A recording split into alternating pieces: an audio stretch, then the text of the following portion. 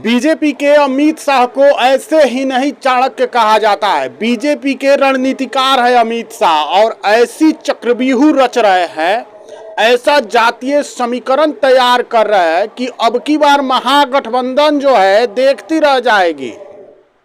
महागठबंधन की सीटें जो है अब की बार घटने वाली है। महागठबंधन को काफी सीटों का नुकसान हो सकता है। जिस प्रकार से रणनीति तैयार कर रहे हैं अमित शाह, उससे तो यही लग रहा है कि अब की बार महागठबंधन को काफी नुकसान होने वाला है। सब कुछ जानिए कैसे रणनीति तैयार कर रहे हैं अमित शाह। नमस्कार, मैं विष्णु राव और आप देख रहे हैं लोकतंत्र भारत बिहार।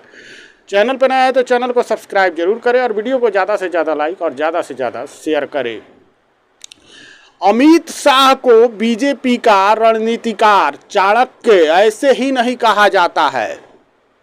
अमित शाह एनडीए के लिए वो रणनीति तैयार कर रहे हैं, महागठबंधन देखती रह जाएगी और सारा सीट जो है एनडीए के खाते में चला जाएगा। शाहाबाद की बात करते हैं। शाहाबाद जहां 22 सीट है, 4 लोकसभा 22 सीटें है। अगर बात करें शाहाबाद की तो 4 लोकसभा सीट आता है इसके अंदर में। अब सोचिए, इसके अंदर में काराकाट आता है, सासाराम आता है, आरा आता है, बक्सर आता है। ये वो 4 लोकसभा सीटें हैं जिसमें 22 विधानसभा सीटें आती है और उस पर जो है पूरा रणनीति जो है अमित शाह तैयार कर दिया है। अब कैसे रणनीति, देखिए इसके पहले जो है काफी नुकसान, लोकसभा चुनाव की बात करते हैं तो काफी नुकसान जो है हुआ था उस समय बीजेपी को और एनडीए को। उपेंद्र कुशवाहा को हार झेलना पड़ा। पवन सिंह जो है उनके मनचाहे जगह से टिकट नहीं मिला तो पवन सिंह निर्दलीय चुनाव लड़ गए, जिसके कारण जो है वहां के कुशवाहा जो वोट बैंक है और राजपूत वोट बैंक है वह बट गए और जिसके कारण काफी नुकसान हुआ। उसके अलावा 2020 की बात कर लेते हैं, 2020 विधानसभा की।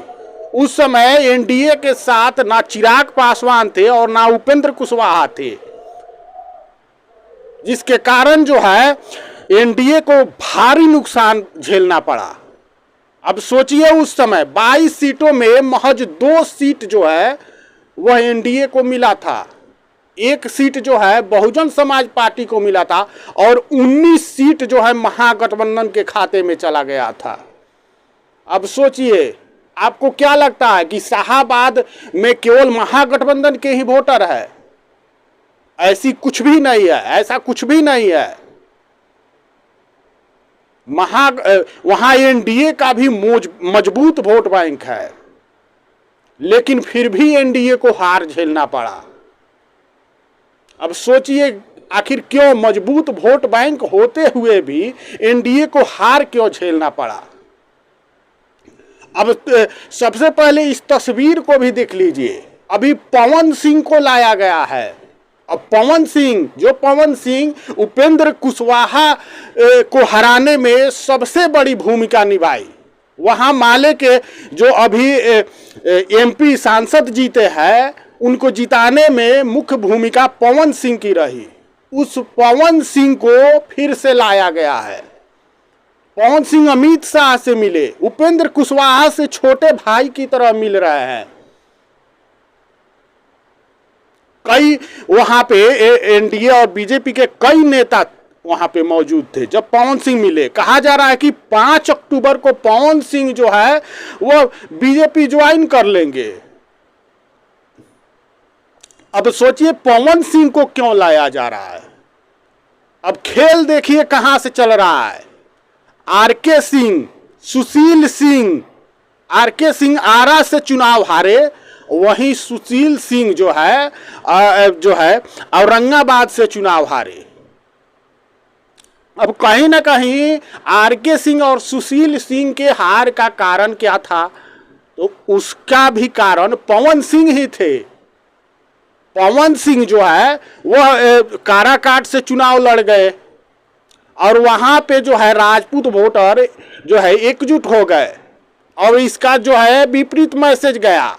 अब वहां पे एक मैसेज यह भी फैलाया गया कि कहीं ना कहीं पवन सिंह के साथ जो है बीजेपी है और उपेंद्र कुशवाहा को हराना जो है एनडीए बीजेपी जो है उपेंद्र कुशवाहा को हराना चाहती है।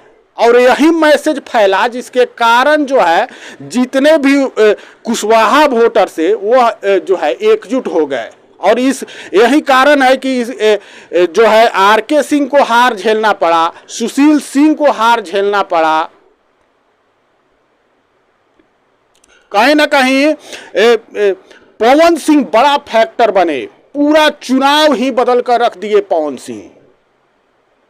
निर्दलीय चुनाव लड़े लेकिन पूरा चुनाव का माहौल ही बदल दिए और कहीं ना कहीं इसका खामियाजा जो है बीजेपी को और एनडीए को उठाना पड़ा।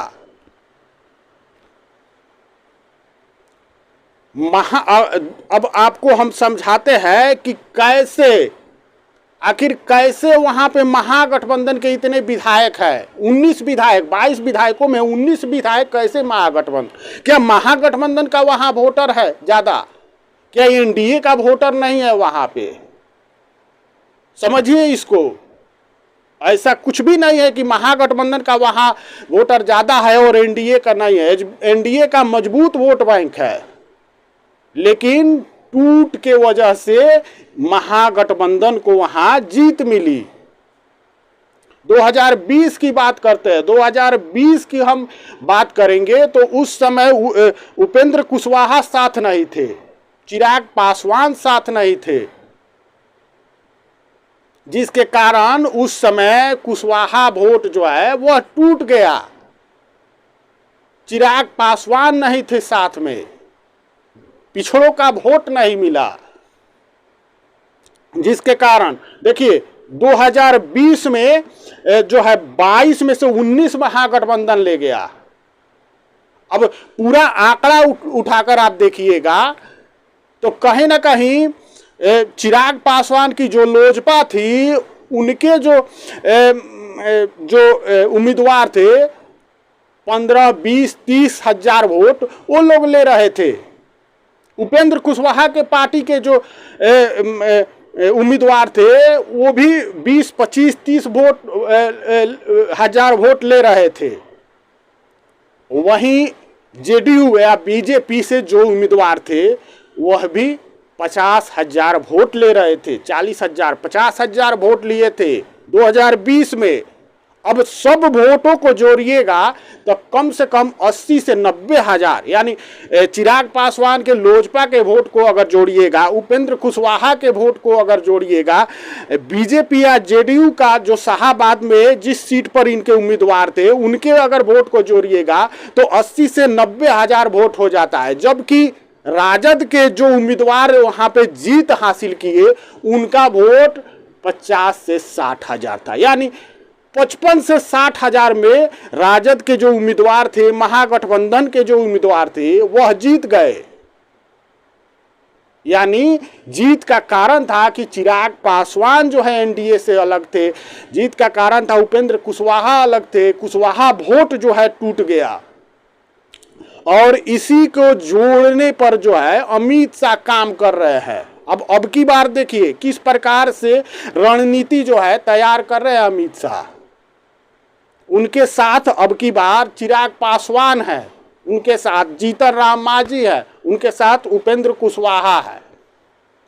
लेकिन वहां पे लोकसभा में जो हुआ था, राजपूत और कुशवाहा का जो खेल हुआ था, उसको फिर से एक करने के लिए पवन सिंह को लाया गया है, क्योंकि आरके सिंह जो है अभी बीजेपी के खिलाफ बोल रहे हैं। आरके सिंह बोल रहे हैं कि सोच कर वोट दीजिएगा, इसलिए अमित शाह आरके सिंह के जगह पर पवन सिंह को लाए हैं राजपूत नेता के तौर पर। ताकि राजपूत वोटर जो है पवन सिंह को देखते हुए एनडीए के पक्ष में वोट करे। वहीं अब उपेंद्र कुशवाहा से उनको इसलिए मिलाया गया कि उपेंद्र कुशवाहा जब पवन सिंह से मिलेंगे, जब उपेंद्र कुशवाहा से सुलह दिखाया जाएगा कि पवन सिंह और उपेंद्र कुशवाहा मिल गए हैं, दोनों बड़े भाई छोटे भाई की तरह गले मिल चुके हैं, तो कुशवाहा जो है, जो राजपूत नेताओं के खिलाफ थे, जो राजपूत वोटरों के खिलाफ जा रहे थे, राजपूत वोटर जिधर जा रहे थे उसके विपरीत जो है कुशवाहा वोटर जा रहे थे। तो कहीं ना कहीं कुशवाहा वोटर को और राजपूत वोटर दोनों को मैसेज देने के लिए कि राजपूत और कुशवाहा एक हो चुके हैं, इसलिए आप एनडीए को वोट दीजिए। और यही होने जा रहा है, क्योंकि वहां पे 90,000 जो है मजबूत एनडीए का वोट बैंक है। ऐसे में अब की बार जो है 2020 वाला जो है महागठबंधन के लिए 2020 वाला माहौल नहीं रहेगा। अब की जो है शाहाबाद में जो 22 सीटें है, शाहाबाद की जो 4 लोकसभा सीट है, उसमें कहीं ना कहीं 22 विधानसभा सीट है।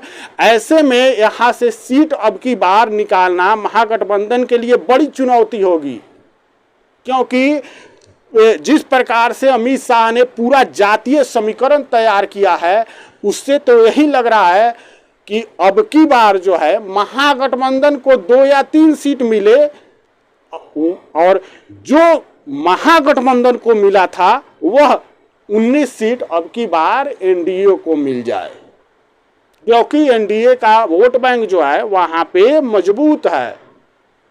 बाकी इस पर आपकी क्या राय है कमेंट करके जरूर बताइएगा, और चैनल पर नया है तो चैनल को सब्सक्राइब जरूर कीजिएगा। जय हिंद, जय बिहार।